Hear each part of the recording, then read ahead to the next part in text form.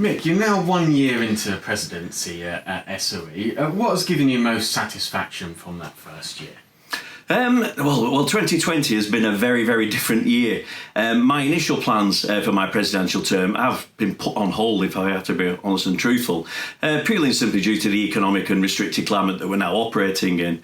I think when I look at my sort of greatest satisfaction over the last 12 months, it's pretty much how the SOE has managed to maintain its growth and remain resilient in these very uncertain times.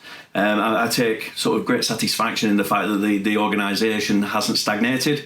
It has moved forward. We've maintained growth, and we're on a very good footing for the future.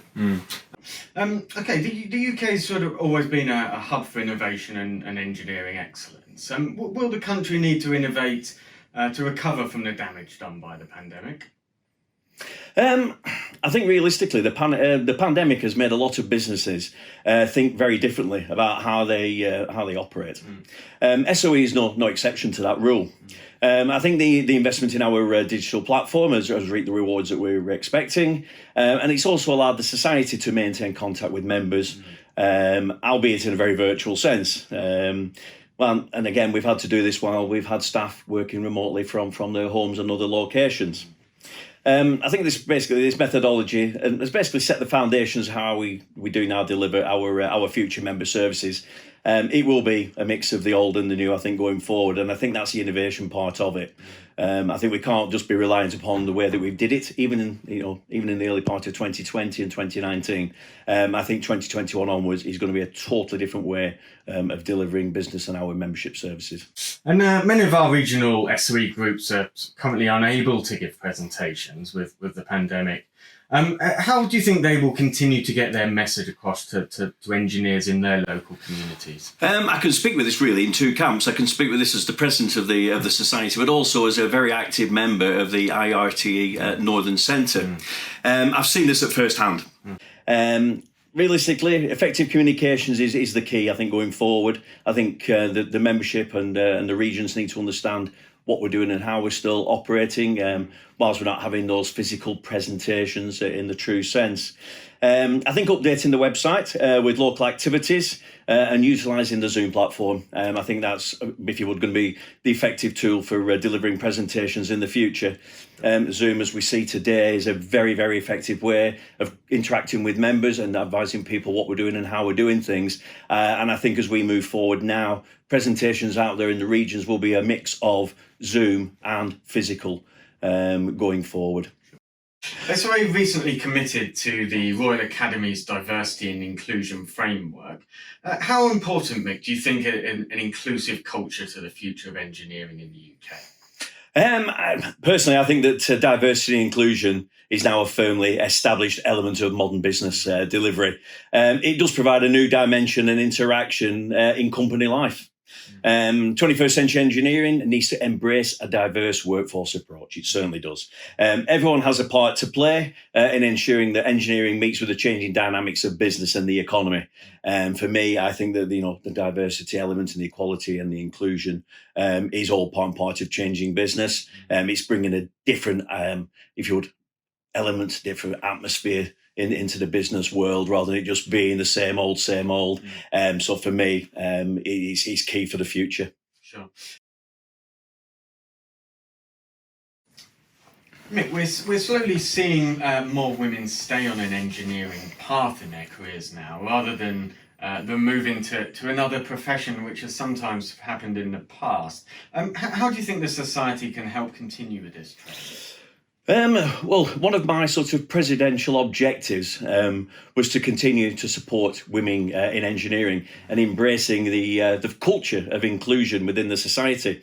In 2019, I was privileged to host a dedicated Women in Engineering event here in London, where a panel of high-profile women engineers represented their respective engineering disciplines.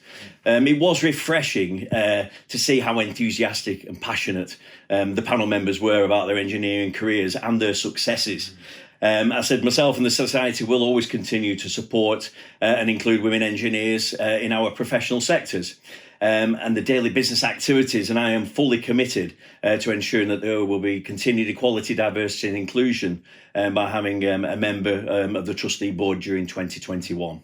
Fantastic. So I'm very committed to supporting women and diversity in engineering. Great. A lot of UK workers are going to have to retrain or possibly reskill following the pandemic and changes that Brexit will bring. Do you think that will be the case sort of across the country? I think it will. I think that the pandemic has changed the face of the way that we're going to be delivering and doing things in the future. It's certainly changed the face of both the UK and the global business outlooks forever. I don't think we'll ever go back to what we used to know as the norm. Human habits have changed. How we conduct business and how we conduct our lives have all changed, and in a very short space of time. It is inevitable that many UK workers will probably need to retrain or be upskilled in some of the business sectors because they face a very uncertain future. I think the way that we have to meet the customer and the consumer demands are pretty much unrecognisable from what they were sort of 10 months ago. And I think realistically, the society will need to encourage, it will need to develop, it will need to support a highly skilled workforce as UK engineering changes to reflect on a very different and a very demanding world. Sure. Mick, how do you picture the society growing over the next 10 years? Do you think it will be a different entity then to the one it is now? I do. I think the society is in a very, very healthy position. I really do. We've continued growth in our membership and our activities, but we cannot afford to be complacent. As a PEI, as a professional engineering institution, we must not lose focus really on what our membership is all about. It is simple. Without members, we don't have a society. It's as simple as that. As I do reflect on what basically I've achieved during my first year as the president, my focus and energies are looking to now what we do as a society and what we can achieve in the next 10 years and beyond. I think we need to ensure we move forward in what is a very fast-moving environment. We need to ensure that we provide services, career support and development of our members and potential members, what they're expecting from a professional engineering institute. In order to progress and grow, the society needs to be cognizant of its roots, its origins, and what was the basis for the foundations of the original institutions over 70 years ago. But yet again, we also need to be progressive, and we also need to meet the demands and opportunities presented in the 2020s. Time moves on, and we've witnessed a very unprecedented change just in 2020 alone, and this is just the start. I am confident that society will go from strength to strength. It will develop, it will grow its business, and it will remain recognised as if it were a leading PEI and one of the choices for its members for the next 10 years and beyond. Sure. Mick, thanks very much for joining us today. You're more than welcome. Thank you very much indeed.